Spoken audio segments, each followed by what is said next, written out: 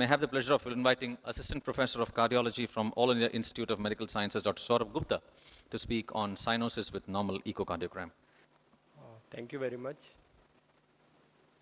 So I'll straight away move on to my presentation on the topic given to me. I am honored to present the last session of the World Congress, and the topic given to me is cyanosis with normal echocardiogram. So as we all know, central cyanosis is bluish discoloration of skin and mucosa. It's usually due to the presence of high deoxygenated hemoglobin and mostly suggests the presence of right to left shunt. Generally, if you find a echocardiogram which is normal, condition which comes to our mind are hematological causes of cyanosis, which are methemoglobinemia or sulfhemoglobinemia, or sometimes if the silent right to left shunt is present in the form of extracardiac pulmonary AVM, which can give rise to cyanosis in these patients.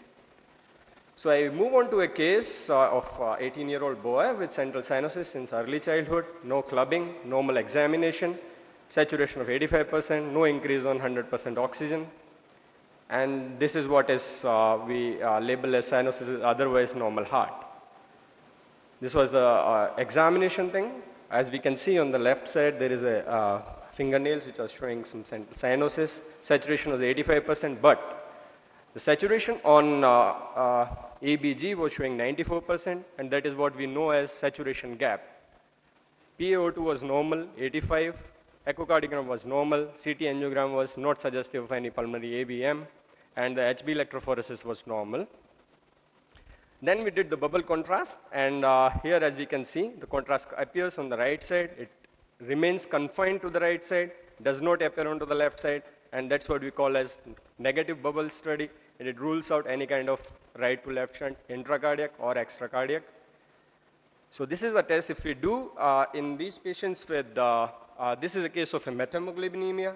Here we can see on the left side of the panel, the blood remains chocolate colored if it is exposed to the oxygen in room air, while if the patient is having cyanosis because of heart disease, it turns blue when it comes in exposure to the oxygen in room air. And that is what we know as chocolate cyanosis also. This is a rare condition, but this is a condition where echocardiogram remains normal. The diagnostic test is co-oximetry, and I will come to tell you that HB electrophoresis is not the diagnostic test of choice because most of the times it is because of enzyme deficiency and not because of hemoglobin abnormality. And that is what is methemoglobin. It has high affinity to oxygen, and that is why it does not deliver to tissues, but rather keep it retained into the hemoglobin molecule. Now, pulse oximetry, what is saturation gap? Usually pulse oximetry uses light absorbance at 940 and 660 nanometer, and that is how it obtains the ratio of reduced versus oxygenated hemoglobin. If the methemoglobin is present, it gives equal parameters in both the levels, and that is why the saturation always remains 85% if we do pulse oximetry, but it does not reflect when we are doing arterial blood gas, and that is what the reason for saturation gap is. Therefore, the co-oximetry, which analyzed at 631 nanometer, is the diagnostic test of choice. Pathophysiology, in normal human being also there is methemoglobin, but it is much less level, less than 1%. More the level, more symptomatic is the patient. It can be inherited because of enzyme deficiency or maybe because of hemoglobin abnormalities. Sometimes it can be acquired because of imbalance between production and reduction of methemoglobin. There is a list of drugs which includes common drugs like NSAIDs, including paracetamol or indomethacin, sometimes local anesthetic agents like lidocaine, or commonly used vasodilators like nitroprusside can lead to acquired methemoglobinemia, and patients who are at extremes of age, has hepatic or renal dysfunction, can go on to develop acquired methemoglobinemia. Now, I'm going to the case study 2, a 22-year-old boy with cyanosis since early childhood, normal examination. Again, bubble contrast is done, and here we can see bubble contrast is densely filling the left side of the heart after few beats, and that is what is positive bubble contrast. This patient had pulmonary AVM. This patient can have normal X-ray if they are a microscopic pulmonary AVM. Here we can see on the right side of the panel, there is rapid filling of the pulmonary veins, and that comes onto the left side of the heart. If it is single, it can be seen if it is large. As we can see here, the red arrow shows arterial part, the yellow arrow shows the aneurysmal part, and the blue arrow shows the venous part of the AVM. It can be complex if there are multiple feeders. They may present like dyspnea, cyanosis, clubbing, and their complication rate is huge. 30% of these patients can have stroke, cerebral abscess, hemoptysis, and spontaneous pneumothorax, and therefore they need to be treated. It can be associated with hereditary hemorrhagic telangiectasia, which can be very difficult to treat. Sometimes hepatic liver dysfunction patients may also have pulmonary AVM, which may be microscopic and difficult to treat. So the management remains on the interventional closure or surgical lobectomy. Outcomes depends upon the underlying etiology, which is causing the pulmonary AVM in these patients. Now, I have dealt with cyanosis with normal echocardiogram, but there are conditions where cyanosis can be there with apparently normal heart.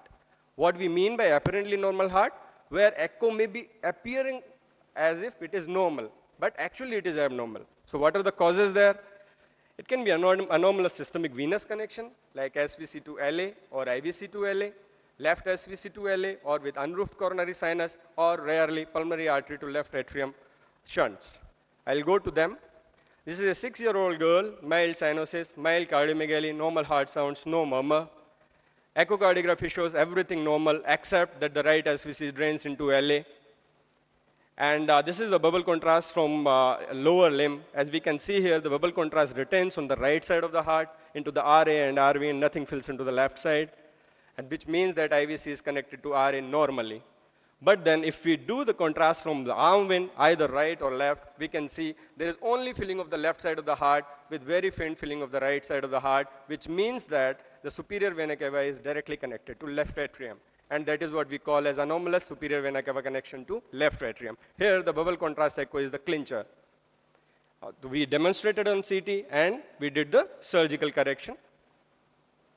Next case, 3-month-old girl, minimal cyanosis, noticed by pediatrician, normal examination, low normal saturation, echo shows 5 millimeter of ASD, left SVC with redundant coronary sinus, but we didn't find anything what is the cause of cyanosis. So here we can see the coronary sinus is redundant. It's so redundant that it is going into the mitral valve. We do color Doppler and we can see here that ASD is shunting left to right, but we have no clue as to why this patient is having cyanosis. We do this bubble contrast. Sorry, this image is not running.